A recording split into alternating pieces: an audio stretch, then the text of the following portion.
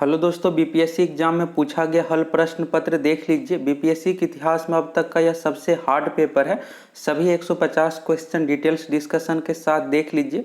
आगामी एग्जाम में 15 से 20 टफ क्वेश्चन इसी से हूबहू रिपीट किया जाएगा। पहला क्वेश्चन है, 1857 के विद्रोह के समय दिल्ली का प्रभारी अंग्रेज अधिकारी कौन था। अच्छा सा क्वेश्चन है, इसका सही आंसर क्या होगा आप कमेंट करके बताइए। 1857 के विद्रोह के समय दिल्ली का प्रभारी अंग्रेज अधिकारी जॉन निकोलसन था और यह मारा गया। इसके बाद जो बना है लेफ्टिनेंट हडसन। अब ऑप्शन में दोनों दिया हुआ है और ये ऑप्शन आप देखिएगा तो उपरयुक्त में से कोई नहीं, उपरयुक्त में से एक से अधिक। अगर इसमें से एक से अधिक ऑप्शन सही है तो उस कंडीशन में आपको ये ऑप्शन चूज करना है। इसलिए इसका सही आंसर जो हो जाएगा ई ऑप्शन, जॉन निकोलसन था और यह मारा गया। इसके बाद जो बना है लेफ्टिनेंट हडसन 1857 के विद्रोह के समय। तो दोनों यहाँ पर ऑप्शन है, इसलिए ये ऑप्शन इसका सही हो जाएगा। आगे वाले एग्जाम में यह क्वेश्चन पूछा जा सकता है, इसलिए इसका आंसर आप अच्छे से याद रख लीजिएगा। पहले जो था जॉन निकोलसन और इसके बाद बना है लेफ्टिनेंट हडसन।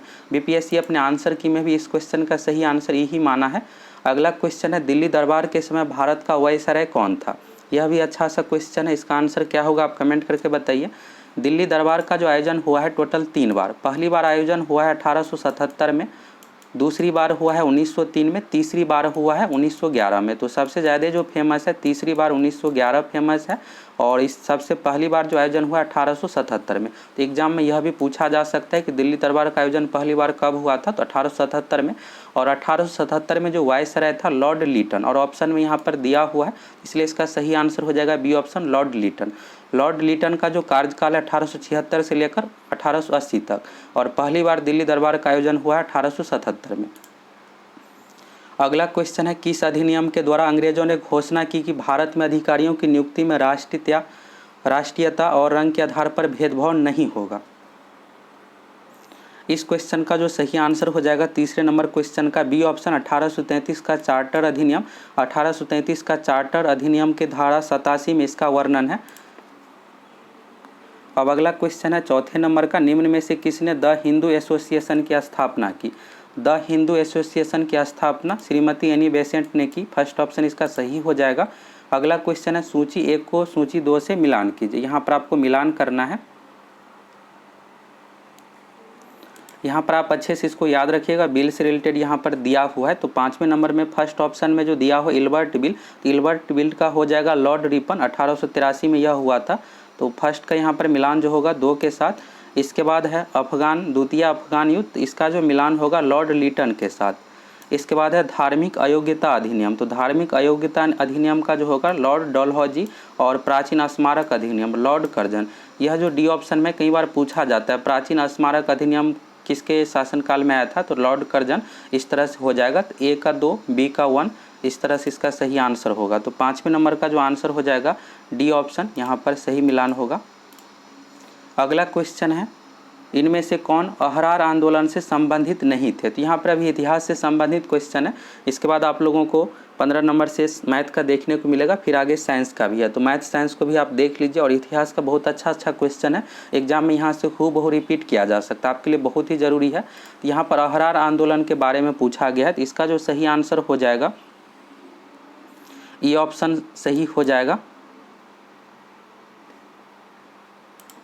अगला क्वेश्चन है, सूची 1 को 2 से मिलान कीजिए। तो यहाँ पर महापुरुष से रिलेटेड दिया हुआ है। फर्स्ट ऑप्शन में है कल्याणंद शर्मा, तो इसका सही मिलान जो होगा मुंगेर। इसके बाद है यदुनंदन शर्मा, सही मिलान होगा गया। इसके बाद है जमुना कारजी, तो जमुना कारजी का सही मिलान होगा सारण। और राहुल सांकृत्यन, तो यह किसान आंदोलन से संबंधित थे, तो अनवारी इसका सही आंसर हो जाएगा। कई बार सीधा सा पूछ दिया जाता है कि राहुल सांकृत्यन किस जगह से संबंधित थे, तो अनवारी इसका आपको आंसर याद रखना है। इस तरह से हो गया। अगला क्वेश्चन है, निम्न में से कौन सा एक सही सुमेलित नहीं है। फर्स्ट ऑप्शन में सच्चिदानंद सिन्हा इंडियन पीपुल, यहाँ पर पुस्तक से रिलेटेड दिया हुआ। ऐसे डांगे नवयुग पुस्तक एवं पत्रिका से रिलेटेड दिया हुआ है। तो बी ऑप्शन में जो दिया हुआ यह बिल्कुल गलत है। नवयुग का जो होगा मुजफ्फर अहमद होगा। यहाँ पर ऐसे डांगे पूरा नाम हुआ श्रीपद अमृत डांगे, तो यह एक समाज सेवी थे। यहाँ पर नवयुग पत्रिका का दिया हुआ मैगजीन का नाम जो कि गलत है, तो यह गलत हो जाएगा। बाकी Mohammad Ali comrade, doctor Rajendra Prasad India divided, यह भी पूछा जाता है कई बार कॉमरेड से संबंधित, तो मोहम्मद अली। अगला क्वेश्चन है, निम्न में से कौन काकोरी ट्रेन डकैती से संबंधित नहीं थे। तो कई बार यह क्वेश्चन एग्जाम में पूछा जाता है। काकोरी ट्रेन डकैती से संबंधित जो थे इसमें जो हो जाएगा राम प्रसाद बिस्मिल, अशफाकुल्ला खां, चंद्रशेखर आज़ाद, राजेंद्र लाहौरी, ये सब इसमें शामिल है।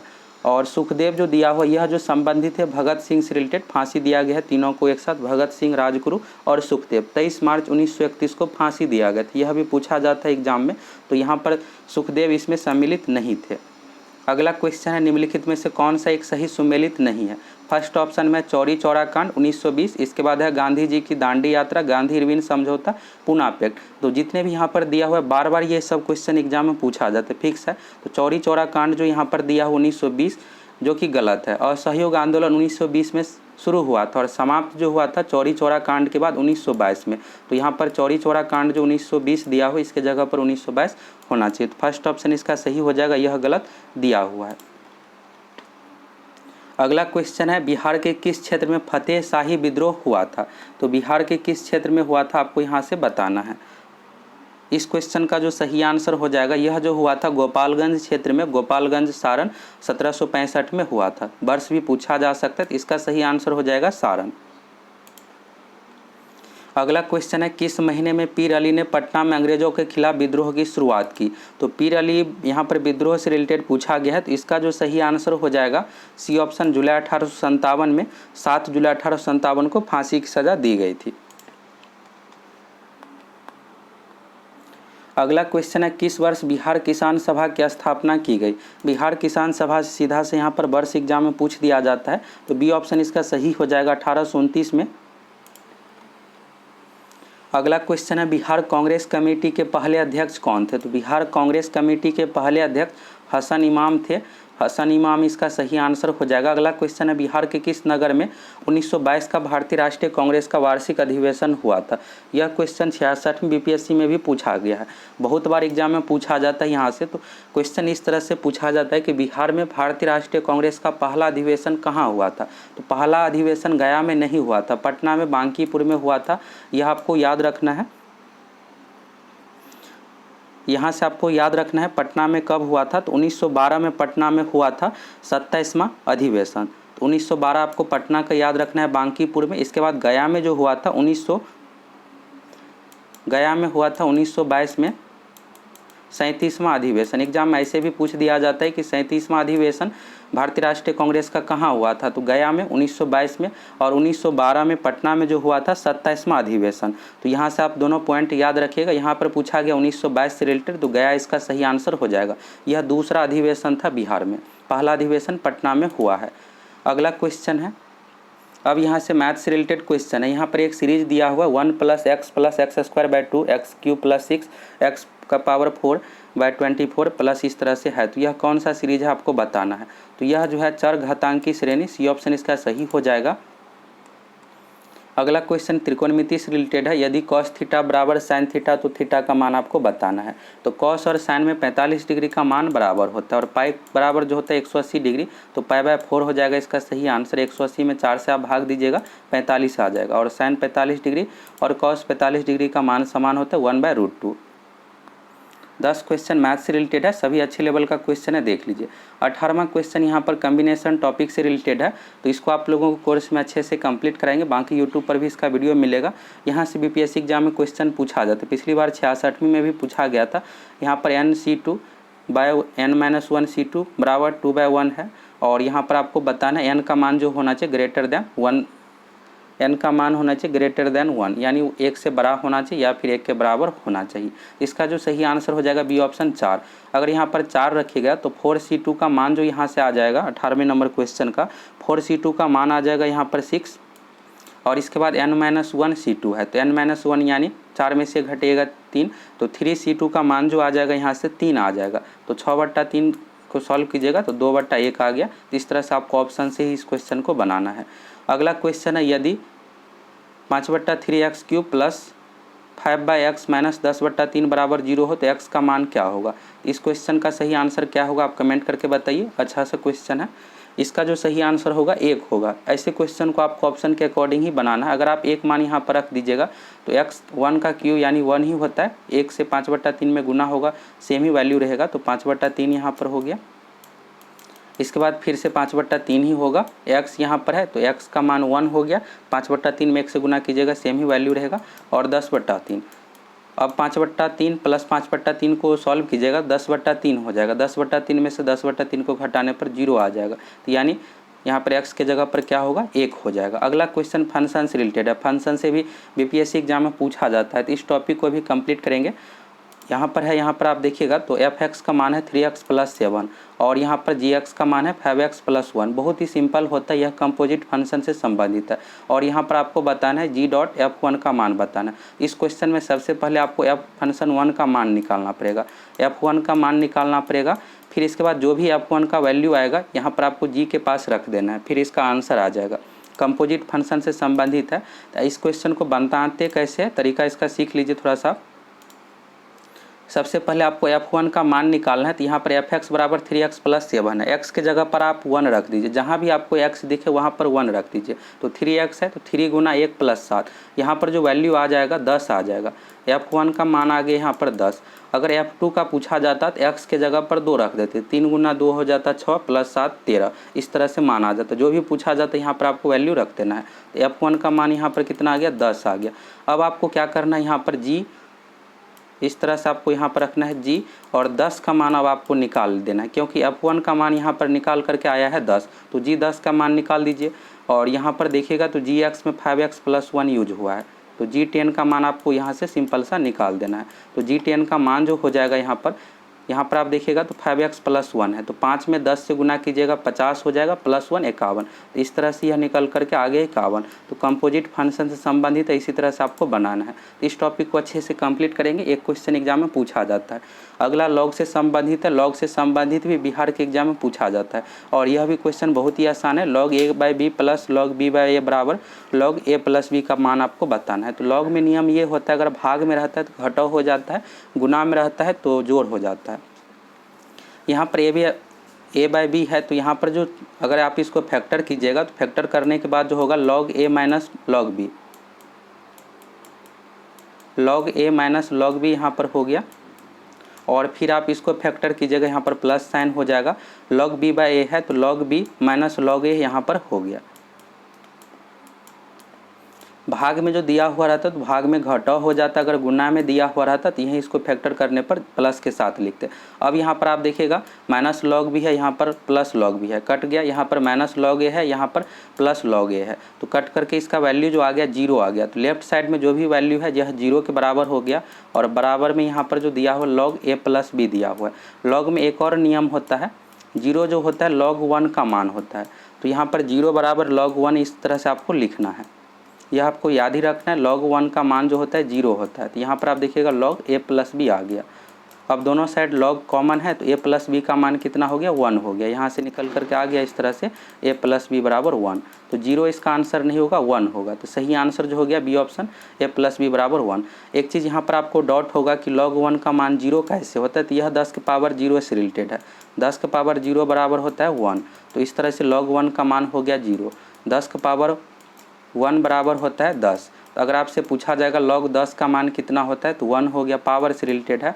और 10 के पावर 2 बराबर होता है 100। तो अगर आपसे पूछा जाएगा कि log 100 का मान कितना होता है, 2 होता है। अगर आपसे पूछा जाए कि log 1000 का मान कितना होता है, तो 3 होता है। यह पावर से रिलेटेड है। इस टॉपिक को अच्छे से कंप्लीट कराएंगे, फिर क्लियर हो जाएगा। तो 10 के पावर 0 बराबर 1 है, तो log 1 का मान 0 हो जाता है। यह पावर से रिलेटेड है। अगला क्वेश्चन यहाँ पर देख लीजिए, वह अंक ज्ञात करें जो 15 से गुना करने पर 196 से बढ़ जाता है, यानी 196 से अधिक वैल्यू हो जाएगा। 22 नंबर क्वेश्चन का जो आंसर हो जाएगा बी ऑप्शन 14। 15 में 14 से गुना कीजिएगा तो इसका वैल्यू जो है यहाँ पर बढ़ करके 196 से अधिक हो जाएगा। अगला क्वेश्चन है, समीकरण यहाँ पर दिया हुआ है 2x - 3y बराबर 23, 4x + 3y बराबर 43 का हल होगा। तो यहाँ से आपको वैल्यू निकालना है। तो ऐसे क्वेश्चन को आप ऑप्शन से ही सॉल्व कीजिए। फर्स्ट ऑप्शन यहाँ पर 23 नंबर का जो फर्स्ट ऑप्शन है, x बराबर 11, y बराबर -1/3, यही सही है। अगला क्वेश्चन है दो संख्याओं का अनुपात 3:4 है, उनका मौसव 4 है तो लॉ 100 होगा। एलसीएम यहाँ पर आपको निकालना है, एचसीएफ 4 दिया हुआ, रेशियो यहाँ पर संख्या का दिया हुआ है तो रेशियो में अगर आप एचसीएफ से गुना कर देते हैं तो संख्या निकल करके आ जाता है। 3:4 में आप 4 से यहाँ से गुना कर दीजिए, एचसीएफ 4 दिया हुआ है तो 3 में 4 से गुना कीजिएगा 12 हो गया और 4 में 4 से गुना कीजिएगा तो 16। यहाँ पर संख्या जो निकल करके आ गया 12 और 16, इसका आप एलसीएम निकाल दीजिए, 12-16 का एलसीएम निकालिएगा 48 हो जाएगा, 48 इसका सही आंसर हो गया। अगला क्वेश्चन है प्रथम 8 अभाज्य संख्याओं का योग। अभाज्य संख्या यानी जो किसी दूसरे से विभाजित ना हो। पहली अभाज्य संख्या है 2, 2, 3, 5, 7, 9 नहीं होता है, 2, 3, 5, 7, 11, 13, 17, 23, 29 इस तरह से हो गया तो प्रथम 8 ही आपको लेना है। तो अभी यहाँ पर जो होगा 19 तक होगा, 2 से आपको शुरू करना है, 19 तक आपको लिखना है। 9 नहीं होता है, इसके बाद 11 होगा, इसके बाद 15 भी नहीं होगा, 17 और 19 तक अगर आप लीजिएगा तो यहाँ पर 8 अभाज्य संख्या आ जाता है। सभी को आप जोड़ दीजिएगा, जोड़ने के बाद जो वैल्यू आ जाएगा 77 आ जाएगा। और इसमें ऐसे भी पूछ दिया जाता है कि 8 अभाज्य संख्याओं का औसत, तो औसत निकालने के लिए योगफल जो भी आएगा उसमें भाग दे देना है। 77 में 8 से भाग देते हैं, आंसर आ जाता है। इसका सही आंसर हो जाएगा बी ऑप्शन 77। अब चलिए अगला क्वेश्चन साइंस से संबंधित है और साइंस में भी अच्छे लेवल का क्वेश्चन पूछा गया है और यहाँ से भी कुछ क्वेश्चन एग्जाम में रिपीट किया जा सकता है। पहला क्वेश्चन यहाँ पर साइंस से संबंधित है, हीरे की चमक का कारण है। हीरे में जो चमक का कारण होता है पूर्ण आंतरिक परावर्तन, डी ऑप्शन इसका सही हो जाएगा, पूर्ण आंतरिक परावर्तन। अगला क्वेश्चन है एक लड़का एक दर्पण के सामने, बहुत ही अच्छा सा क्वेश्चन है। एग्जाम में अगर ऐसे क्वेश्चन पूछा जाएगा तो फिर आपको दिक्कत हो जाएगा, समझ लीजिए बनाना कैसे है। क्वेश्चन है एक लड़का एक दर्पण के सामने 30 सेंटीमीटर की दूरी पर खड़ा होता है, वह अपना सीधा प्रतिबिंब देखता है जिसकी ऊंचाई उसकी वास्तविक ऊंचाई का 1/5 है, वह कौन सा दर्पण प्रयोग करता है। यहाँ पर आप देखिएगा पहला कंडीशन दिया हो वह अपना सीधा प्रतिबिंब, यहीं से आपको यहाँ पर क्वेश्चन देखना है सीधा प्रतिबिंब किस किस दर्पण में बनता है। अगर आप दर्पण को देखिएगा तो समतल दर्पण में सीधा बराबर बनेगा, उत्तल दर्पण में सीधा और छोटा प्रतिबिंब, अवतल दर्पण में सीधा भी बनता है, उल्टा भी बनता है और बड़ा प्रतिबिंब बनता है। तो यहाँ पर हो गया। दूसरा कंडीशन है जिसकी ऊंचाई उसकी वास्तविक ऊंचाई का 1/5 है, प्रतिबिंब की जो ऊंचाई है यह कम है, लड़का का जो भी हाइट है उससे 1/5 है, प्रतिबिंब की ऊंचाई कम है, तो यह भी आपको कंडीशन देखना है। उत्तल दर्पण में जो प्रतिबिंब बनता है सीधा प्रतिबिंब और छोटा बनता है, और अवतल दर्पण में जब वस्तु फोकस एवं ध्रुव के बीच होता है तो उस कंडीशन में सीधा प्रतिबिंब बनता है लेकिन वस्तु से बड़ा बनता है, लेकिन यहाँ पर दिया हुआ है छोटा, इस कारण से यहाँ पर इसका सही आंसर जो होगा उत्तल होगा। आपको बनाना कैसे, सिंपल सा फिर से एक बार आप समझ लीजिए। यहाँ पर दिया हुआ है वह अपना सीधा प्रतिबिंब देखता है, तो यहाँ पर आपको ऐसे समझना है कि सीधा कौन कौन से दर्पण में प्रतिबिंब बनता है। इसके बाद यहाँ पर है जिसकी ऊंचाई यानी प्रतिबिंब की ऊंचाई वास्तविक ऊंचाई का 1/5, लड़का का जो भी हाइट अगर 10 यहाँ पर 5 फीट अगर हाइट है तो 1 फीट का यहाँ पर प्रतिबिंब बन रहा है, यानी प्रतिबिंब की ऊंचाई कम है, तो प्रतिबिंब जो कम बनता है यानी छोटा, यह उत्तल दर्पण में हो तो उत्तल दर्पण में सीधा प्रतिबिंब और छोटा बनता है। अवतल दर्पण में सीधा प्रतिबिंब जब बनता है फोकस एवं ध्रुव के बीच वस्तु रहता है तो बड़ा यह बनता है, यहाँ पर 1/5 नहीं होगा, यह अधिक बनता अगर वो अवतल दर्पण होता। तो इस सही आंसर इसका जो हो जाएगा उत्तल दर्पण हो जाएगा। उत्तल दर्पण में सीधा एवं छोटा प्रतिबिंब बनता है, ऐसे आपको बनाना है। अगला क्वेश्चन है कोहरे में हम देख नहीं पाते हैं क्योंकि, यह बीपीएससी में पहले भी पूछा गया है और एग्जाम में पूछा जाता है तो हूबहू इसी तरह का ऑप्शन रहता है, इसमें कोई भी बदलाव नहीं किया जाता है। तो सही आंसर जो हो जाएगा कोहरे की बूंदों द्वारा प्रकाश प्रकीर्णित हो जाते हैं, टकरा कर वापस लौट जाता है। कोहरा में जो शामिल होता है जलवाष्प प्लस धूलकण, तो इससे टकरा कर प्रकाश प्रकीर्णित हो जाता है, तो डी ऑप्शन इसका सही हो जाएगा। अगला क्वेश्चन है सप्लाई लाइन में लाइन शक्ति को उच्च वोल्टता पर स्थानांतरित किया जाता है, यह भी क्वेश्चन एग्जाम में हूबहू ही पूछा जाता है। तो शक्ति क्षय को न्यूनतम करने हेतु, पावर लॉस को न्यूनतम करने हेतु ऐसा किया जाता है। अगला क्वेश्चन है एक फ्यूज तार की धारा क्षमता निर्भर नहीं करती है, तो एक फ्यूज तार की धारा क्षमता जो निर्भर नहीं करती है तार की लंबाई पर। अगला क्वेश्चन है तापमान बढ़ाने पर धातु की वैद्युत चालकता घटती है क्योंकि, तो यह क्यों ऐसा होता है, तो इसका जो सही आंसर हो जाएगा फर्स्ट ऑप्शन, तापमान बढ़ने से इलेक्ट्रॉनों की ऊर्जा बढ़ती है।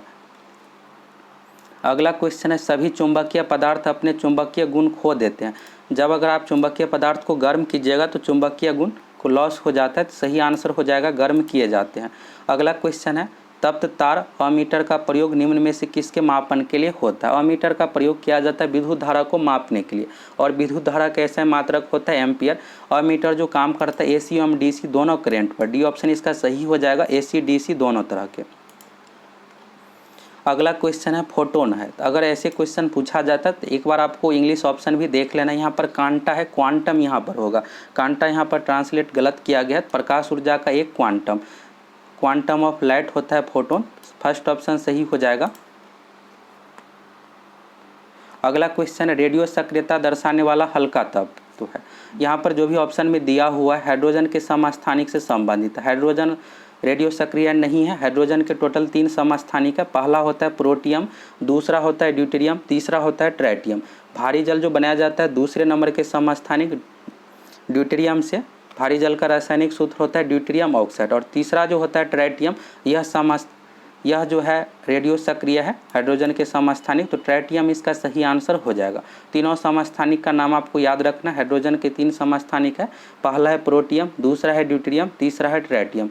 और तीसरे नंबर के समस्थानिक ट्राइटियम रेडियो सक्रिय है। सी ऑप्शन इसका सही हो जाएगा, यह रेडियो एक्टिव है।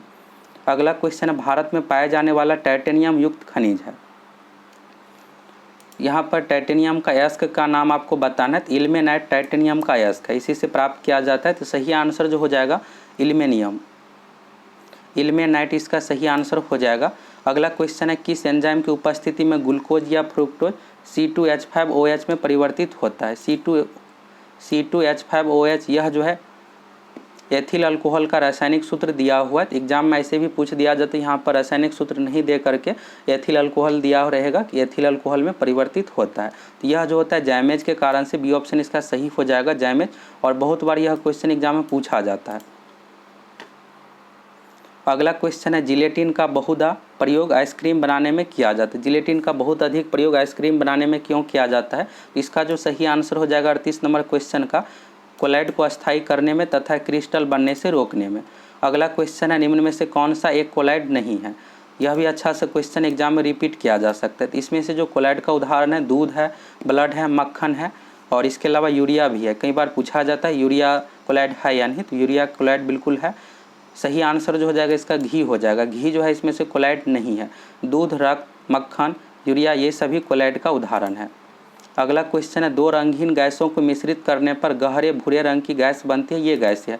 यह जो गैस है NO+O2, NO एवं O2 इसका सही आंसर हो जाएगा। 41 नंबर क्वेश्चन है निम्न में से किसका क्वथनांक सबसे अधिक होता है। तो इसमें से जो सबसे अधिक क्वथनांक है जल का H2O इसका सही आंसर हो जाएगा। अगला क्वेश्चन है कीटाणुनाशक गैमेक्सिन निम्न में से किस पर आधारित है। कीटाणुनाशक गैमेक्सिन जो संबंधित है इसका सही आंसर हो जाएगा B option benzene hexachloride, B option इसका सही हो जाएगा। अगला क्वेश्चन है कौन सा यौगिक विंटर ग्रीन तेल कहलाता है। इसका जो सही आंसर हो जाएगा मैथिल सैलिसिलेट, डी ऑप्शन इसका सही हो जाएगा। एग्जाम में हूबहू यह क्वेश्चन पूछा जा सकता है। अगला क्वेश्चन है यूरिया की पहचान की जा सकती है। तो इसका जो सही आंसर होगा यूरिया की जो पहचान की जा सकती है, पहला जो यहाँ पर है बायोरेट परीक्षण द्वारा, फर्स्ट ऑप्शन इसका सही हो जाएगा। अगला क्वेश्चन आजकल सर्वाधिक प्रचलित एवं सुरक्षित शक्कर का विकल्प है। यहाँ पर आप सभी ऑप्शन को देख लीजिए। पिछली बार 66 में बीपीएससी में इस तरह से पूछा गया था कि सबसे मीठा चीनी कौन सा है। तो सबसे मीठा जो चीनी है फ्रुक्टोज है।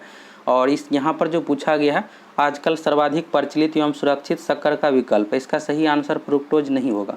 फ्रुक्टोज जो है फ्रुक्टोज प्राकृतिक रूप से यहाँ पर है, इसका सही आंसर जो हो जाएगा एस्पार्टेम। एस्पार्टेम कृत्रिम यहाँ पर शक्कर है। क्वेश्चन में पूछने का अर्थ यही है आजकल सर्वाधिक प्रचलित एवं सुरक्षित शक्कर का विकल्प क्या है, प्राकृतिक रूप से फ्रुक्टोज है। लेकिन यह जो है एस्पार्टेम यह कृत्रिम है। तो एग्जाम में पूछा जा सकता है कि इसमें से कौन सा कृत्रिम शक्कर है। तो एस्पार्टेम है, इसको आप अच्छे से याद रखिएगा। तो सही आंसर जो हो जाएगा इस क्वेश्चन का एस्पार्टेम, यह आर्टिफिशियल है। और सबसे मीठी चीनी जो है फ्रुक्टोज है, यह प्राकृतिक रूप से है। अगला क्वेश्चन है थैलेसीमिया एक अनुवांशिक रोग है जो कि प्रभावित करता है। थैलेसेमिया एक अनुवांशिक रोग है, यह जो प्रभावित करता है ब्लड को, रक्त, इसका सही आंसर हो जाएगा। अगला क्वेश्चन है एंटमीबा हिस्टोलिटिका की संक्रमक अवस्था होती है। तो यहाँ पर आप देखिएगा तो हिंदी में अलग ही तरह का दिया हुआ है, इसका जो सही आंसर हो जाएगा मैच्योर सिस्ट। मैच्योर सिस्ट का जो यहाँ पर हिंदी नाम दिया हुआ परिपक्व पुट्टी, बी ऑप्शन इसका सही हो जाएगा परिपक्व पुट्टी। अगला है निम्न में से कौन सा एक सत्य उभयचर जंतु नहीं है। यह भी क्वेश्चन एग्जाम में पूछा जा सकता है। इसमें से सत्य उभयचर आपको एम्फीबियंस का बताना है। तो कछुआ जो है रेप्टाइल्स कैटेगरी में है, कछुआ उभयचर का उदाहरण नहीं है। बाकी मेढक, टोड, सैलामेंडर ये सभी उभयचर है। तो कछुआ इसका सही आंसर हो जाएगा। कछुआ रेप्टाइल कैटेगरी में है, एम्फीबियंस नहीं है। एम्फीबियंस यानी उभयचर का इंग्लिश नाम है। अगला क्वेश्चन है निम्न में से कौन सा एक ऐसा प्राणी है जिसमें रक्त नहीं होता परंतु वह श्वसन करता है। तो यह भी अच्छा सा क्वेश्चन है। इसका सही आंसर हो जाएगा हाइड्रा। हाइड्रा श्वसन करता है।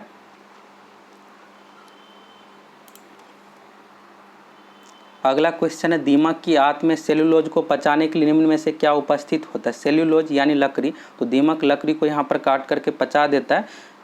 इसका जो कारण है सही आंसर हो जाएगा प्रोटोजोआ।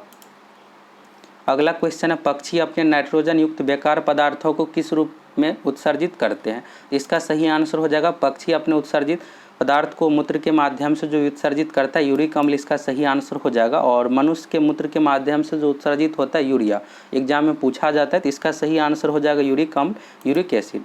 अगला क्वेश्चन है नारियल के फलों का फैलाव होता है। नारियल के फलों का जो फैलाव होता है मेसोकार्प द्वारा। ये ऑप्शन इसका सही हो जाएगा मेसोकार्प। अगला क्वेश्चन है द्विबीजपत्री पौधे के तने में संवहनी मंडल सामान्यतः किस रूप में होते हैं। इसका जो सही आंसर हो जाएगा 53 नंबर क्वेश्चन का कोलेट्रल इसका सही आंसर हो जाएगा। और यह जो दिया हुआ है सी ऑप्शन में समपार्श्विक, इंग्लिश नाम इसका हुआ कोलेट्रल। अगला क्वेश्चन है क्लोरोसिस उत्पन्न होता है जब पौधे को उगाया जाता है। क्लोरोसिस होने का जो कारण है इसका सही आंसर हो जाएगा डी ऑप्शन, लौह रहित माध्यम में। और हिंदी में, इंग्लिश में इसका नाम इस तरह से होगा एफिलेस मीडियम। लौह रहित यानी लोहा अगर उपस्थित नहीं है, रहित का अर्थ होता है नहीं। अगला क्वेश्चन है निम्न में से कौन सा अनुवांशिकी अभियांत्रिकी से संबंधित है। अनुवांशिकी यानी जेनेटिक इंजीनियरिंग से संबंधित है। इसका जो सही आंसर हो जाएगा प्लाज्मिड। फर्स्ट ऑप्शन में दिया हुआ है बी ऑप्शन प्लाज्मिड, इसका सही आंसर हो जाएगा। अगला क्वेश्चन है एन एरा ऑफ डार्कनेस पुस्तक के लेखक है। अब यहाँ से जीके और करेंट अफेयर से संबंधित क्वेश्चन है। एन एरा ऑफ डार्कनेस पुस्तक के लेखक शशि थरूर है। सी ऑप्शन इसका सही हो जाएगा। अगला क्वेश्चन ललित कला अकादमी के अध्यक्ष कौन है। ललित कला अकादमी के अभी वर्तमान समय में अध्यक्ष जो है उत्तम पछारने, डी ऑप्शन इसका सही हो जाएगा। अगला क्वेश्चन है किस स्टेडियम में फरवरी 2020 में नमस्ते ट्रंप कार्यक्रम का आयोजन किया गया था। फरवरी 2020 में नमस्ते ट्रंप कार्यक्रम का जो आयोजन किया गया था मोटेरा स्टेडियम में। मोटेरा स्टेडियम अहमदाबाद गुजरात में है। अब इसका नाम नरेंद्र मोदी स्टेडियम है। अगला क्वेश्चन है भारत के किस शहर में COP14 का आयोजन हुआ था। तो यह जो आयोजन हुआ था ग्रेटर नोएडा, इसका सही आंसर हो जाएगा। दिल्ली NCR से संबंधित है। ऑप्शन में नई दिल्ली भी है, ग्रेटर नोएडा भी है, तो ग्रेटर नोएडा इसका सही आंसर हो जाएगा। अगला क्वेश्चन है biopic film PM Narendra Modi के निर्देशक कौन है। Biopic film PM Narendra Modi के जो निर्देशक डायरेक्टर जो है उमंग कुमार, इसका सही आंसर हो जाएगा। और इस फिल्म में अभिनेता का जो रोल लिया है विवेक ओबरॉय। अगला क्वेश्चन है चुनावी बॉन्ड योजना का शुभारंभ कब हुआ।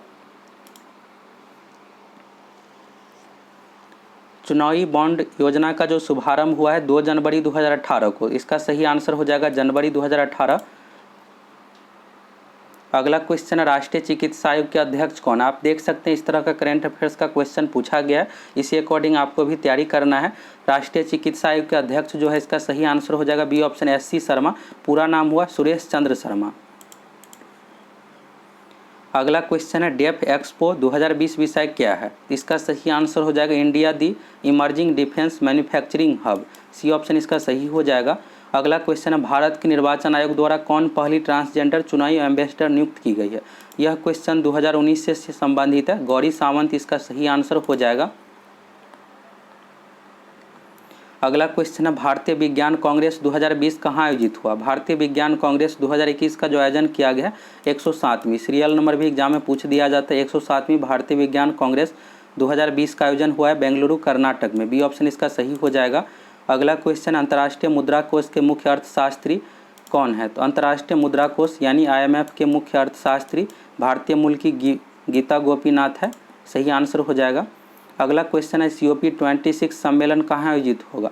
यह जो जलवायु से संबंधित सम्मेलन है, तो COP26 सम्मेलन का जो आयोजन होगा ग्लासगो में, ग्लासगो स्कॉटलैंड देश में है। अगला क्वेश्चन है रोबोट सोफिया किस देश के आधिकारिक नागरिक है? यह जो क्वेश्चन है 2018 से ही संबंधित है। रोबोट सोफिया आधिकारिक नागरिक का जो दर्जा दिया गया है संयुक्त अरब सऊदी अरब इसका सही आंसर होगा। संयुक्त अरब अमीरात नहीं होगा, सऊदी अरब इसका सही आंसर हो जाएगा। 2018 में ही दर्जा दिया गया है। अगला क्वेश्चन है निम्नलिखित में से किस फिल्म को वर्ष 2020 में 92वें एकेडमी अवार्ड ऑस्कर सर्वश्रेष्ठ फिल्म घोषित किया गया? तो यह जो घोषित किया गया पैरासाइट को, फर्स्ट ऑप्शन इसका सही हो जाएगा पैरासाइट। अगला क्वेश्चन है स्टार खिलाड़ी कोबे ब्रायंट हेलीकॉप्टर दुर्घटना में मारे गए हुए कौन से खेल खेलते थे? तो यह जो संबंधित है बास्केटबॉल से, बास्केटबॉल इसका सही आंसर हो जाएगा। अगला क्वेश्चन है पाकिस्तान की पहली हिंदू महिला जज कौन नियुक्त की गई? यह क्वेश्चन 2019 SIPT एग्जाम में भी पूछा गया है और हूबहू यहाँ पर आप देख सकते हैं पूछा गया, तो इसलिए आपको दूसरे एग्जाम का भी क्वेश्चन देखना है। बहुत सारे क्वेश्चन हूबहू रिपीट भी किया जाता है, बाकी डिस्कशन से भी और आपको क्वेश्चन देखने को मिलेगा। तो पाकिस्तान की पहली हिंदू महिला जज जो बनी है सुमन कुमारी, सुमन कुमारी इसका सही आंसर हो जाएगा। अगला क्वेश्चन है ग्लोबल वैक्सीन समिट 2020 का मेज़बान कौन था? मेज़बान यानी होस्ट आयोजन कहाँ किया गया था? तो यह जो किया गया था यूनाइटेड किंगडम, सही आंसर हो जाएगा। UK में इसका आयोजन किया गया था, इंग्लैंड में, वर्चुअली रूप से। अगला क्वेश्चन है साहित्य में नोबेल पुरस्कार 2020 के विजेता कौन घोषित किए गए? साहित्य के क्षेत्र में 2020 का नोबेल पुरस्कार जो दिया गया लुईस गुलुक, लुईस गुलुक अमेरिका की रहने वाली है। अगला क्वेश्चन वर्ष 2020 में विश्व स्वास्थ्य संगठन कार्यकारी बोर्ड के अध्यक्ष कौन चुने गए? उस समय डॉक्टर हर्षवर्धन भारत के स्वास्थ्य मंत्री थे। सही आंसर जो हो जाएगा डॉक्टर हर्षवर्धन को चुना गया था, सही आंसर हो जाएगा। अगला क्वेश्चन है निम्नलिखित में से किस देश ने संयुक्त राष्ट्र के वैश्विक प्रसन्नता सूचकांक 2020 में सर्वोच्च स्थान प्राप्त किया? यह जो प्राप्त किया है फिनलैंड, फिनलैंड इसका सही आंसर हो जाएगा। अगला क्वेश्चन है कश्मीर की बेटी के लेखक कौन है? कश्मीर की बेटी के लेखक है doctor Shatrughan Prasad, first option इसका सही हो जाएगा। अब यहाँ पर बिहार से रिलेटेड क्वेश्चन है, बिहार में जल जीवन हरियाली अभियान की शुरुआत कब हुई थी? एग्जाम में इसी तरह का बिहार से रिलेटेड योजना का डेट पूछ दिया जाता है, तो सही आंसर जो हो जाएगा 26 अक्टूबर 2019 को शुरू किया गया। यह जो संबंधित है जल संरक्षण से, बारिश के पानी को स्टोर करना, पोखर का निर्माण करना, कुएँ को जो भी पुराने कुआं है उसको साफ सफाई करना, पेड़ लगाना, इससे संबंधित है। यानी जल जीवन दोनों को सुरक्षित यहाँ पर करना है, संरक्षण करना है। 26 अक्टूबर 2019 को लॉन्च किया गया है। अगला क्वेश्चन है हाल ही में बिहार में राज्य मुख्य सूचना आयुक्त कौन नियुक्त किए गए हैं? राज्य मुख्य सूचना आयुक्त के बारे में पूछा गया, तो इसका सही आंसर हो जाएगा डी ऑप्शन नरेंद्र कुमार सिन्हा। अगला क्वेश्चन अयोध्या के राम मंदिर राम जन्मभूमि ट्रस्ट में बिहार से किसे नामित किया गया है? तो इससे जो नामित किया गया है कामेश्वर चौपाल, इसका सही आंसर हो जाएगा। अगला क्वेश्चन है कौन सा जिला पेयजल के लिए गंगा उद्धव योजना के प्रथम चरण से संबंधित नहीं? आप देख सकते हैं बिहार से किस तरह का करेंट अफेयर्स का क्वेश्चन पूछा गया। यह जो है इसका जो टारगेट रखा गया जुलाई 2021 तक गंगा नदी के जल को पहुंचाना, तो पहले चरण में यहाँ पर 3 जिला में पहुंचाने का लक्ष्य रखा गया है। इस 3 जिला में जो शामिल है राजगीर, नवादा, गया, नालंदा इसमें शामिल नहीं है। इसका सही आंसर हो जाएगा बी ऑप्शन, नालंदा इसमें शामिल नहीं है, बाकी नवादा, राजगीर, गया ये 3 जिला इसमें शामिल है। अगला क्वेश्चन है सियासत में सदस्यता पुस्तक के लेखक कौन है? सियासत में सदस्यता पुस्तक के लेखक है विजय कुमार चौधरी, 2020 में बिहार विधानसभा के अध्यक्ष थे। अगला क्वेश्चन है अनुसंधान एवं विकास के लिए फिजिकल मॉडलिंग सेंटर कहाँ स्थित है? यह जो संबंधित है बिहार से ही रिलेटेड क्वेश्चन है, कोसी नदी से रिलेटेड है, बीरपुर इसका सही आंसर हो जाएगा। सुपौल जिला में बीरपुर प्रखंड है। अगला क्वेश्चन है तीसरा खेलो इंडिया यूथ गेम्स 2020 का कहाँ आयोजित हुआ था? खेलो इंडिया यूथ गेम्स 2020 का जो आयोजन किया गया था, इसका सही आंसर हो जाएगा गुवाहाटी, असम में, सी ऑप्शन इसका सही हो जाएगा। अगला क्वेश्चन है विश्व स्वास्थ्य संगठन द्वारा वर्ष 2020 को किस विषय के रूप में मनाया जा रहा है? 2020 का जो थीम है यूएनओ का नर्स और दाई का अंतर्राष्ट्रीय वर्ष, डी ऑप्शन इसका सही हो जाएगा। अगला क्वेश्चन है, राजीव गांधी खेल रत्न अवार्ड 2020 को कितने महिला खिलाड़ियों ने प्राप्त किया? 2020 में राजीव गांधी खेल रत्न अवार्ड टोटल 5 लोगों को दिया गया, जिसमें से 3 महिला है और 2 पुरुष है। तो सही आंसर जो हो जाएगा बी ऑप्शन, 3 महिला को दिया गया है। अगला क्वेश्चन है, कौन सी पुस्तक बिंदुसार को एक अभिषिक्त क्षत्रिय वर्णित करती है? तो इसका सही आंसर हो जाएगा दिव्यावदान। सी ऑप्शन इसका सही हो जाएगा। इंडिका इसका सही आंसर नहीं होगा।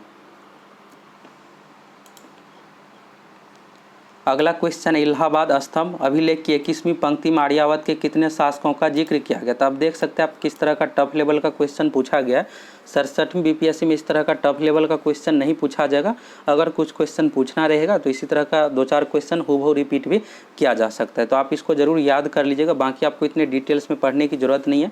1-2 क्वेश्चन टफ लेवल का पूछा जाएगा। इस क्वेश्चन का जो सही आंसर हो जाएगा 9, इसका सही आंसर हो जाएगा डी ऑप्शन।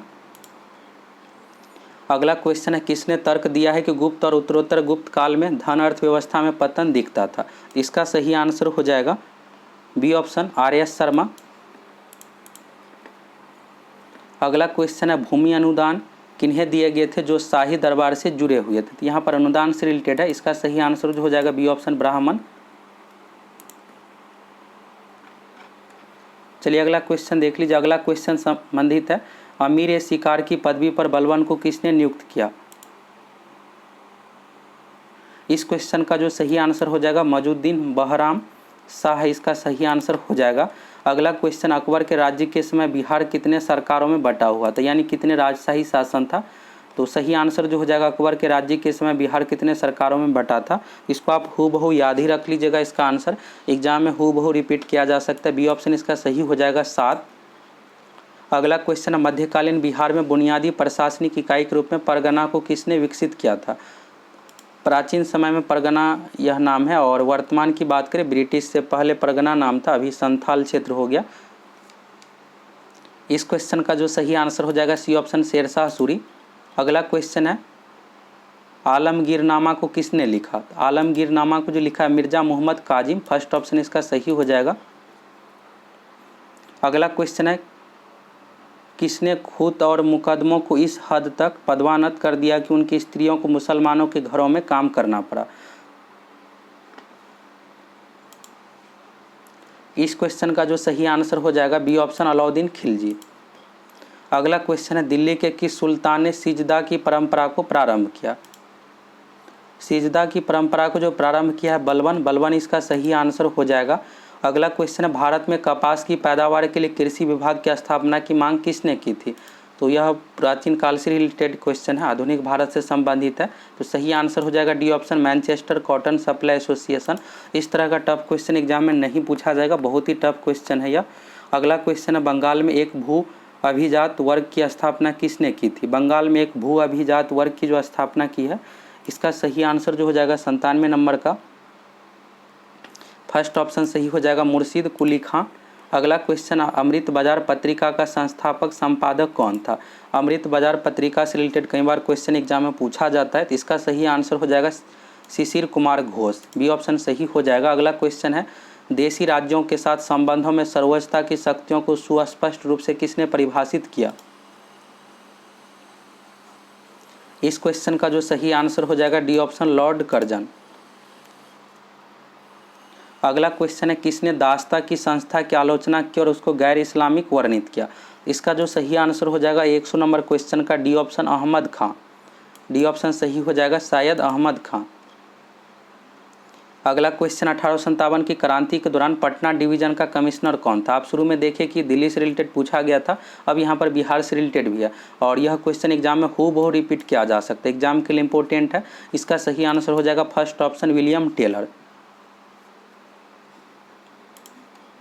अगला क्वेश्चन है, बिहार में 21 अप्रैल 1858 को ब्रिगेडियर डगलस के अधीन ब्रिटिश सैन्य दल के विरुद्ध किसने बहादुरी के साथ युद्ध किया? तो यह डेट से के साथ क्वेश्चन पूछा गया, तो इसका सही आंसर हो जाएगा बाबू वीर कुंवर सिंह। अगला क्वेश्चन है,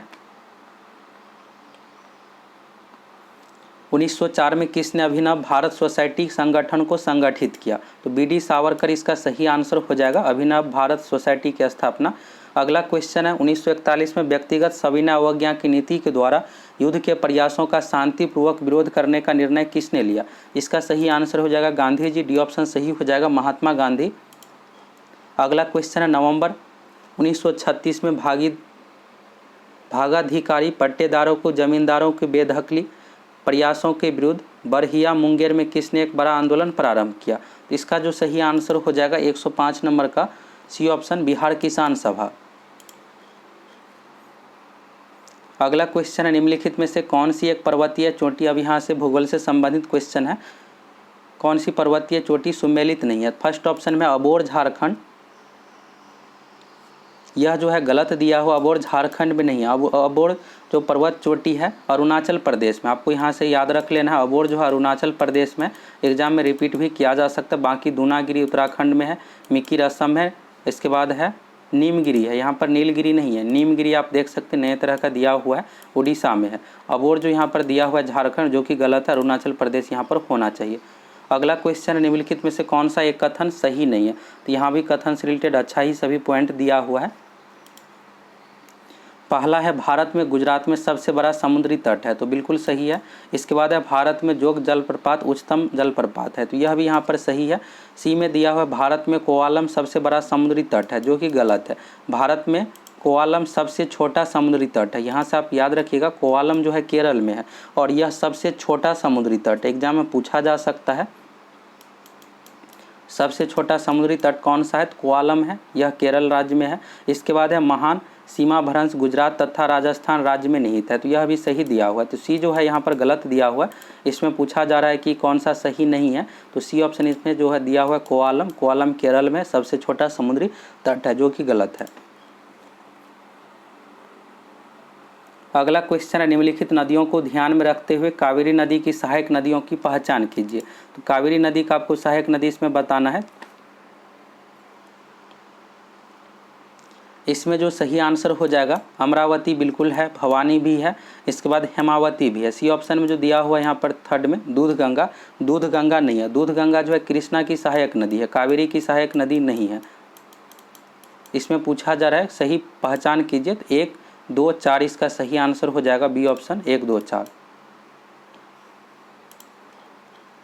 अगला क्वेश्चन है जनगणना 2011 के निम्नलिखित में से कौन सा एक सही नहीं है? पहला है भारत का जनसंख्या घनत्व 382 व्यक्ति प्रति वर्ग किलोमीटर, बिल्कुल सही है। 1 वर्ग किलोमीटर में 382 व्यक्ति रहते हैं।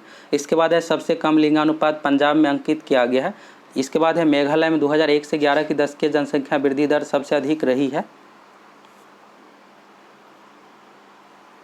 इसके बाद है सबसे कम साक्षरता दर राजस्थान में पाई गई, यहाँ पर जो दिया हुआ जो कि गलत है। सबसे कम साक्षरता दर जो है बिहार में है। बिहार में महिला साक्षरता दर भी कम है और पुरुष साक्षरता ओवरऑल भी कम है। बिहार में जो साक्षरता दर है 51.5% है, यह महिला का हो गया। तो इस यहाँ पर राजस्थान जो दिया हुआ है जो कि गलत है। तो सबसे कम महिला साक्षरता दर राजस्थान में पाई गई है, यह गलत दिया हुआ है। अगला क्वेश्चन है निम्नलिखित में से कौन सा एक भारत में कहवा उत्पादन में अग्रणी है? कहवा यानी कॉफ़ी, तो कॉफ़ी उत्पादन में अग्रणी है कर्नाटक, चाय उत्पादन में अग्रणी है असम। कर्नाटक इसका सही आंसर हो जाएगा। अगला क्वेश्चन है जनगणना 2011 के अनुसार अनुसूचित जनजाति एसटी के बारे में है। एसटी जनसंख्या आपको बताना है, तो अनुसूचित जनजाति का अधिकतम प्रतिशत किस राज्य में पाया गया? यह क्वेश्चन 66 बीपीएससी में पूछा गया है और यहाँ पर आप देख सकते हैं कि रिपीट किया गया है हूबहू क्वेश्चन। इसका जो सही आंसर हो जाएगा मिजोरम, सी ऑप्शन सही हो जाएगा। मिजोरम में जो एसटी का प्रतिशत है 94% जनसंख्या सबसे अधिक है। अगला क्वेश्चन है निम्नलिखित में से कौन सा एक सही सुमेलित नहीं है? अब यहाँ पर भी देख लीजिए, मूकाम्बिका यहाँ पर दिया हुआ है 112 नंबर में, मूकाम्बिका कर्नाटक यह सही है। दलमा झारखंड यह भी सही है। नेयर यहाँ पर दिया हुआ है, नेयर जो है छत्तीसगढ़ में नहीं है, केरल में है। यह एक वन्य जीव अभ्यारण्य है। नेयर एग्जाम में पूछा भी जा सकता है, नेयर वन्य जीव अभ्यारण्य कहाँ है? तो केरल राज्य में, छत्तीसगढ़ दिया हुआ यहाँ पर गलत है। इसके बाद है कोटीगांव गोवा, यह भी सही दिया हुआ है। सही आंसर जो हो जाएगा इस क्वेश्चन का सी ऑप्शन, नेयर छत्तीसगढ़, जो कि गलत है। यह जो होना चाहिए केरल में। अगला क्वेश्चन निम्नलिखित में से किस एक कृषि उपज का भारत विश्व में सर्वाधिक उत्पादक है? तो इसमें सही आंसर हो जाएगा तिलहन। अगला क्वेश्चन है, निम्नलिखित में रूस की कौन सी एक नदी प्रशांत महासागर की ओर बहती है? तो रूस की नदी से रिलेटेड पूछा गया है। तो अमूर यहाँ पर जो दिया हुआ है सी ऑप्शन में, यह प्रशांत महासागर की ओर बहती है। फर्स्ट ऑप्शन में ओब दिया हुआ, ओब जो आर्कटिक सागर की ओर बहती है। प्रशांत की महासागर की ओर जो बहती है अमूर नदी। अगला क्वेश्चन है, कोटा किनाबालू सर्वोच्च शिखर है। कोटा किनाबालू सर्वोच्च शिखर जो है मलेशिया में है। डी ऑप्शन इसका सही हो जाएगा। एग्जाम में यह क्वेश्चन हूबहू रिपीट भी किया जा सकता है। अगला क्वेश्चन है, सूची 1-2 को मिलान कीजिए। आपको मिलान करना है यहाँ पर मरुस्थल से रिलेटेड यह क्वेश्चन है। फर्स्ट ऑप्शन में 10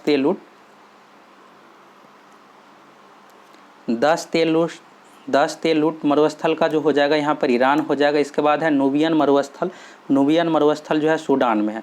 यहाँ से आप सभी चारों मरुस्थल का नाम अच्छे से याद रख लीजिएगा। 10 तेलुट मरुस्थल ईरान में है, नूबियन मरुस्थल सूडान में है, मोजावे मरुस्थल अमेरिका में है, संयुक्त राज्य अमेरिका हो जाएगा, और रब अल खाली मरुस्थल सऊदी अरब में है। तो यहाँ से ऐसे पूछ दिया जाएगा नूबियन मरुस्थल कहाँ है? तो सूडान में है। 10 तेलुट ईरान में है, मोजावे मरुस्थल संयुक्त राज्य अमेरिका में है, रब अल खाली मरुस्थल सऊदी अरब में है। अगला क्वेश्चन है, निम्नलिखित में से कौन सा एक क्षेत्र भूमध्य सागरीय प्रकार की जलवायु का नहीं है? इसमें से आपको क्षेत्र बताना है। तो इसका सही आंसर हो जाएगा बी ऑप्शन, न्यूजीलैंड, उत्तरी न्यूजीलैंड। भूमध्य सागरीय प्रकार की जलवायु यहाँ पर नहीं है। अगला क्वेश्चन है, निम्नलिखित में से कौन सा एक कथन सत्य नहीं है? आपको बताना है कौन सा इसमें से सत्य नहीं है। तो म्यांमार की राजधानी नेप्राडो है। यह एग्जाम में पूछा भी जा सकता है राजधानी से रिलेटेड। यह जो दिया हुआ है सही दिया हुआ है। इसके बाद है फुलानी जनजाति की अधिकांश जनसंख्या नाइजीरिया में है। यह भी सही है। इसके बाद है कोरोसी ज्वालामुखी यूएसए में स्थित है। यह जो दिया हुआ है सी ऑप्शन में गलत है। कोरोसी ज्वालामुखी जो है केन्या में स्थित है। तो यहाँ पर यूएसए दिया हुआ जो कि गलत है। इसके बाद है जार्विस बाकर प्रवाल द्वीप का उदाहरण है। जार्विस बाकर प्रशांत महासागर के दक्षिणी भाग में है। यह प्रवाल द्वीप का उदाहरण है। एग्जाम में पूछा जा सकता है। यह भी सही है। तो सही आंसर हो जाएगा कोरोसी ज्वालामुखी यूएसए में नहीं होकर के केन्या में स्थित है। सी ऑप्शन इसमें सही है। अगला क्वेश्चन है, बिहार के किस जिले में सोमेश्वर पहाड़ी स्थित है? पश्चिमी चंपारण इसका सही आंसर हो जाएगा। इससे पहले भी एग्जाम में पूछा गया यह क्वेश्चन है। अगला क्वेश्चन देख लीजिए, बिहार के किस जिले में ककोलत जलप्रपात स्थित है? तो ककोलत जलप्रपात जो स्थित है नवादा जिला में। सी ऑप्शन इसका सही हो जाएगा। ककोलत जलप्रपात नवादा जिला में है। अगला क्वेश्चन है, जनगणना 2011 के अनुसार बिहार का सर्वाधिक जनसंख्या घनत्व वाला जिला है। सर्वाधिक जनसंख्या घनत्व वाला जिला शिवहर है। टोटल जनसंख्या घनत्व 1880 है। और सबसे कम जो है कैमूर का है 488। एग्जाम में पूछा जाता है कि सबसे कम जनसंख्या घनत्व वाला जिला कौन सा है? कैमूर। सबसे अधिक शिवहर है।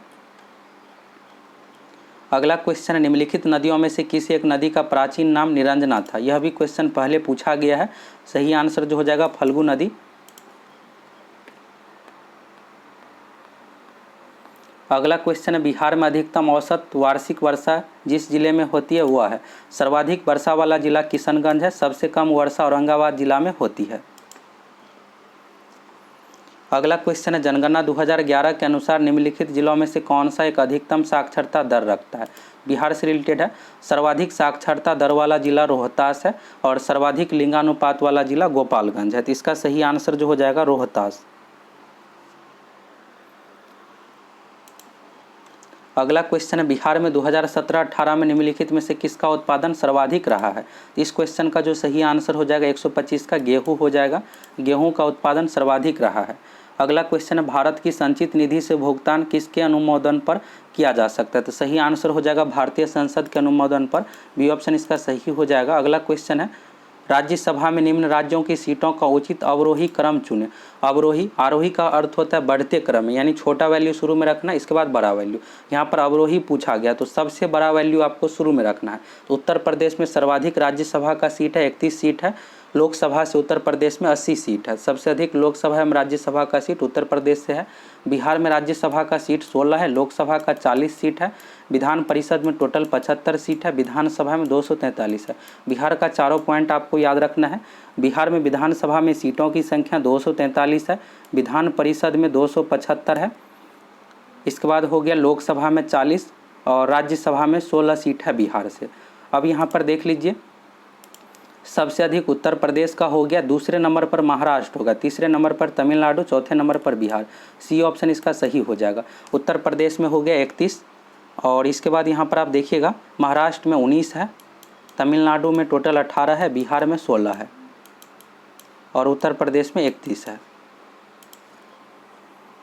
अगला क्वेश्चन है भारतीय संविधान में संशोधन किनके प्रारंभ किया जा सकता है। तो इसका जो सही आंसर होगा यहाँ पर आपको बताना है चूज करके। इसका सही आंसर हो जाएगा डी ऑप्शन 1 और 2, लोकसभा राज्यसभा यहाँ पर सही हो जाएगा। डी ऑप्शन इसका सही हो जाएगा, केवल 1 2। अगला क्वेश्चन है भारतीय संविधान में कैबिनेट शब्द का प्रयोग केवल एक जगह किसके तहत हुआ है। तो यह जो है 74 अनुच्छेद में नहीं है, अनुच्छेद 352 में इसका प्रयोग हुआ है। अनुच्छेद 352 इसका सही आंसर हो जाएगा। अगला क्वेश्चन है विधानसभा के दोनों सदनों द्वारा बिल पास होने के बाद राज्यपाल के पास निम्न विकल्प होते हैं। पहला दिया हुआ अपनी अनुमति दे सकता है, बिल्कुल सही है। वह अपनी अनुमति को रोक सकता है, यह भी सही है। वह बिल को पुनर्विचार के लिए वापस भेज सकता है, यह भी सही है। इसके बाद है वह बिल को राष्ट्रपति के विचार के लिए सुरक्षित रह सकता है, यह भी सही है। इसके बाद यहाँ पर प्रधानमंत्री से रिलेटेड दिया हो जो कि गलत है। वह बिल को प्रधानमंत्री के विचार के लिए सुरक्षित रख सकता है, यह गलत दिया हुआ है। तो यहाँ पर आपको बताना है कि कौन सा असत्य है। तो यहाँ पर केवल 4 दिया ही नहीं था, इसलिए इसका सही आंसर हो जाएगा ई। प्रधानमंत्री के विचार के लिए रखना जरूरी नहीं है, बाकी राष्ट्रपति के लिए रख सकता है। अगला क्वेश्चन है पंचायत सदस्य की अयोग्यता का प्रश्न कौन निर्धारित करेगा। इसका सही आंसर हो जाएगा ऐसी संस्था जिसे राज्य विधानमंडल मुहैया करा सके। अगला क्वेश्चन असत्य मेल को चुनिए। यहाँ पर भी आपको बताना है कौन सा गलत है। तो यहाँ पर देखिएगा फर्स्ट ऑप्शन में यहाँ पर सभी अनुच्छेद आपको याद रखना, अनुच्छेद 48, 50, 49, 40, 45 जो भी दिया हुआ है एग्जाम में यहाँ से पूछा जा सकता है। अनुच्छेद 48 में समान नागरिक संहिता दिया हुआ जो कि गलत है। समान नागरिक संहिता का वर्णन जो है अनुच्छेद 44 में, यह बहुत ज़्यादा न्यूज में भी रहता है और एग्जाम में पूछा भी जाता है। अनुच्छेद 48 में जो है कृषि एवं पशुपालन का वर्णन है।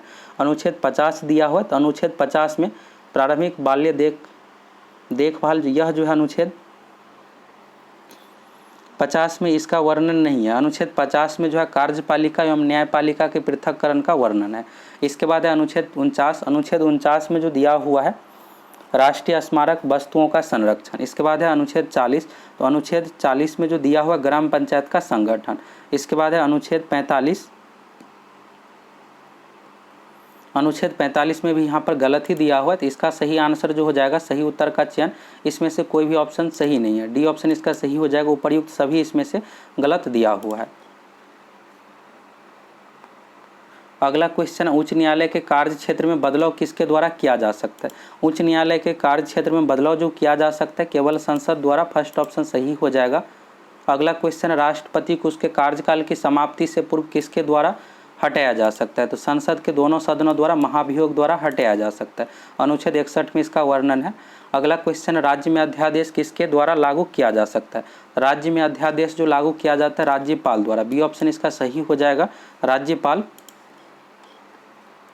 अगला क्वेश्चन, भारत में तृतीय पंचवर्षीय योजना तथा चौथी पंचवर्षीय योजना में कितने वर्षों का अंतराल है। तृतीय पंचवर्षीय योजना का जो काल है 1961 से लेकर, कार्यकाल भी एग्जाम में पूछा जाता है। तृतीय पंचवर्षीय योजना का काल है 1961 से 66 और चौथा का कार्यकाल जो है 1969 से लेकर 74 तक।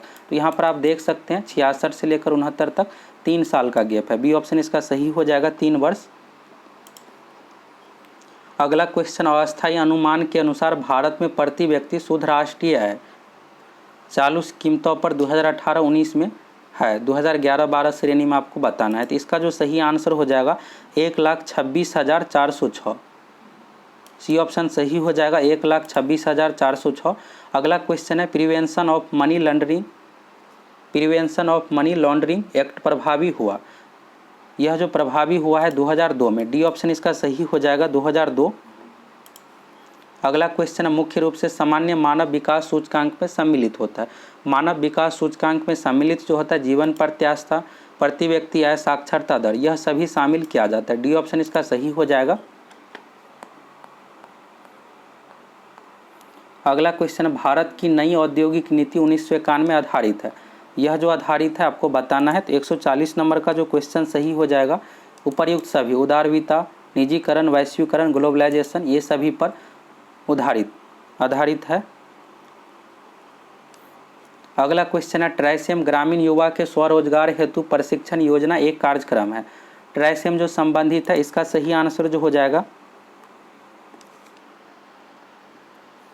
फर्स्ट ऑप्शन सही हो जाएगा। ट्राइसेम योजना का जो शुरू किया गया है 15 अगस्त 1979 को, 15 अगस्त 1979 को यह शुरू किया गया है। अगला क्वेश्चन है भारत में पहली औद्योगिक नीति जारी हुई थी। यह क्वेश्चन एग्जाम में पूछा जा सकता है, कई बार पूछा जाता है कि भारत में पहली औद्योगिक नीति कब जारी हुई थी, 1948 में। इसका सही आंसर हो जाएगा 6 अप्रैल 1948 को। यहाँ पर आप देखिएगा डेट के साथ पूछ दिया गया है। पहली बार औद्योगिक नीति जो जारी हुई है 1948 में, 6 अप्रैल 1948 को, दूसरी बार 1956 में और तीसरी बार 1991 में। अगला क्वेश्चन है मेक इन इंडिया वैश्विक पहल का प्रवर्तन किया गया है, यानी मेक इन इंडिया कब लॉन्च किया गया है, तो 25 सितंबर 2014 को लॉन्च किया गया है। सी ऑप्शन इसका सही हो जाएगा। भारत सरकार की योजना एवं बिहार सरकार की योजना से रिलेटेड क्वेश्चन पूछा जाता है और इसी तरह का डेट पूछ दिया जाता है। अगला क्वेश्चन है नाबार्ड कृषि एवं ग्रामीण विकास हेतु राष्ट्रीय बैंक का लक्ष्य है। इसका जो लक्ष्य है उपर्युक्त सभी इसका सही आंसर नहीं होगा। नाबार्ड का जो मेन है ग्रामीण सेक्टर को यहाँ पर बढ़ावा देना, तो ग्रामीण शाखा इसका सही आंसर हो जाएगा। अगला क्वेश्चन है भारतीय छठी पंचवर्षीय योजना नई की अवधि संबंधित है। इसका जो सही आंसर हो जाएगा बी ऑप्शन इसका सही हो जाएगा 1980 से 85। अगला क्वेश्चन है जनगणना 2011 के अनुसार बिहार में लिंगानुपात है। 2011 की जनगणना के अनुसार बिहार में जो लिंगानुपात है 918 है। अब यहाँ पर आप देखिएगा तो ऑप्शन में दिया ही नहीं है और ये ऑप्शन है उपर्युक्त में से कोई नहीं, तो इसलिए ये ऑप्शन इसका सही हो जाएगा। और एग्जाम में शिशु लिंगानुपात भी पूछा जाता है, शिशु लिंगानुपात यानी बाल लिंगानुपात। तो बिहार में बाल लिंगानुपात जो है 935 है और ओवरऑल सभी उम्रों का मिलाकर 918 है। ये ऑप्शन इसका सही हो जाएगा। 916 आंसर नहीं होगा, एक्यूरेट जो है 918 है। अगला क्वेश्चन है जनगणना 2011 के अनुसार बिहार में सर्वाधिक जनसंख्या वाला जिला है। जनगणना 2011 के अनुसार बिहार में सर्वाधिक जनसंख्या वाला जिला पटना है। बी ऑप्शन इसका सही हो जाएगा।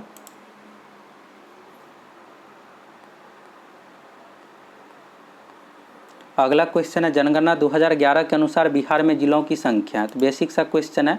बिहार में टोटल जिलों की संख्या 38 है।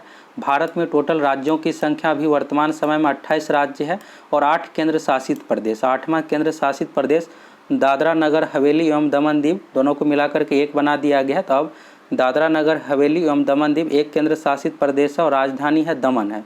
राज्यों की संख्या टोटल 28 है। तो ये भी आपको याद रखना, एग्जाम में पूछा जा सकता है। केंद्र शासित प्रदेश की संख्या 8 है, राज्यों की संख्या 28 है। बिहार में टोटल जिलों की संख्या 38 है।